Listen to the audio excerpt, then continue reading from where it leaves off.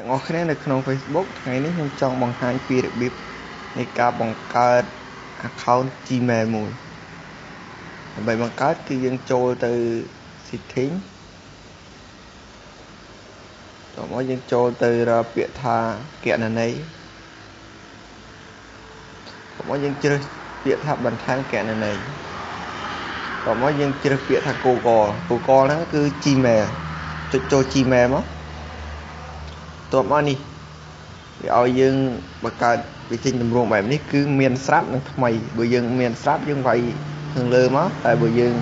កើតថ្មីគឺយើងជ្រើសយកខាងក្រោមមកគឺថ្មីយកថ្មីមក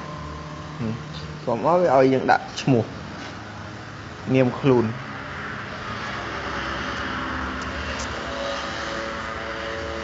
តោះមកចុច next តោះមកនាមតកូល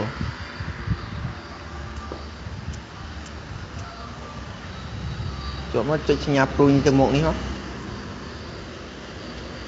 តោះមកកន្លែងនេះវាឲ្យយើងជ្រើសយក email មួយ email ណាដែលយើងពេញចិត្តគឺយើងជ្រើសមកហើយខ្ញុំសូមដាក់ email មក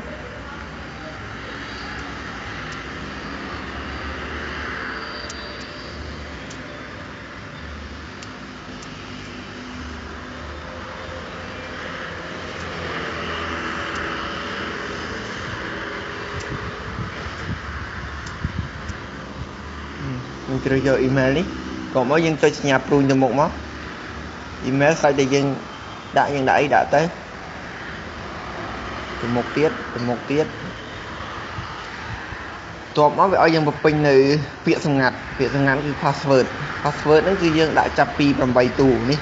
ភាក់ឃើញស្រាប់ហើយមានបែបអបបរមាណគឺ8ទូតឡើងទៅយើងដាក់ជាអក្សរក៏បានលេខក៏បានដាក់ជាស្អីក៏បានដែរយើងដាក់មកឥឡូវខ្ញុំនឹងដាក់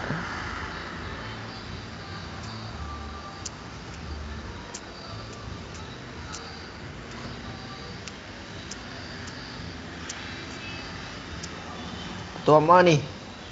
ចុច next ពាក្យខាងក្រោមហ្នឹងគេឲ្យវាយម្ដងទៀតបញ្ចូល password ម្ដងទៀតយើងវាយមក password យើងដាក់ខាងលើមិញណា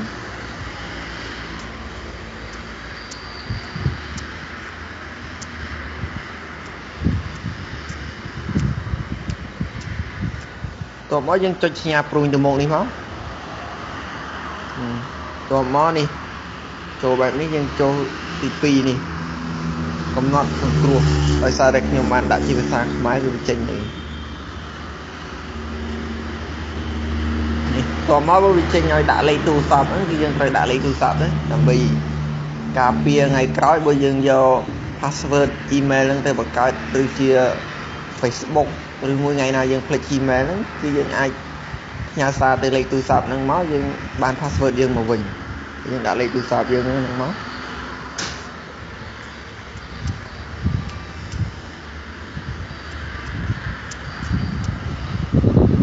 ចុចសញ្ញាព្រួយទៅមុខនេះមកតោះមកចុចទៅមុខទៀតតោះមកដាក់ថាខ្ញុំទទួល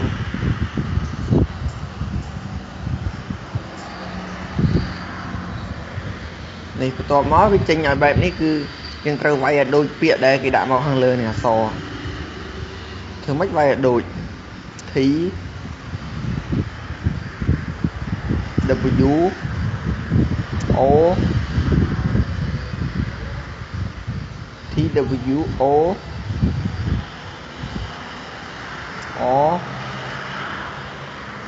I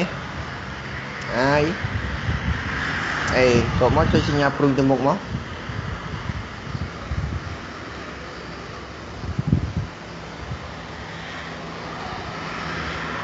វាកំពុងតែរក្សា account យើង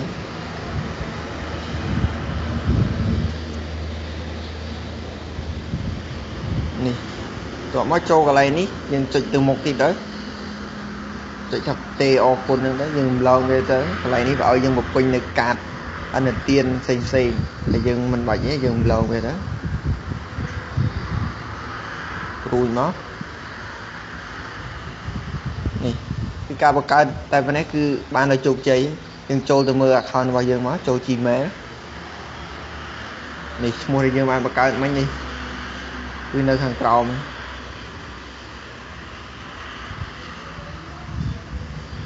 នេះ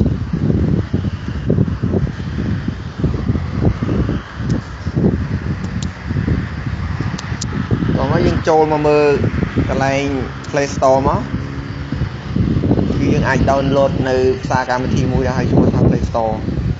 គឺ account Gmail គឺមានសារៈសំខាន់គឺយើងអាចបង្កើតនៅ Facebook ឬក៏យើងអាច sign in នៅ account Play Store ដែលយើងមាន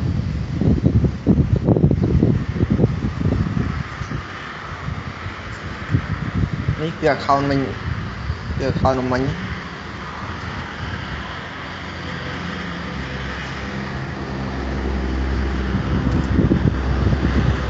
នេះគឺ account មិញគឺនៅខាងក្រោមហ្នឹងបាទគឺមានតែប៉ុណ្ណឹងមិត្តភ័ក្តិសាកល្បងធ្វើតាមខ្ញុំគឺពិតជាងាយបាទសូមអរគុណច្រើន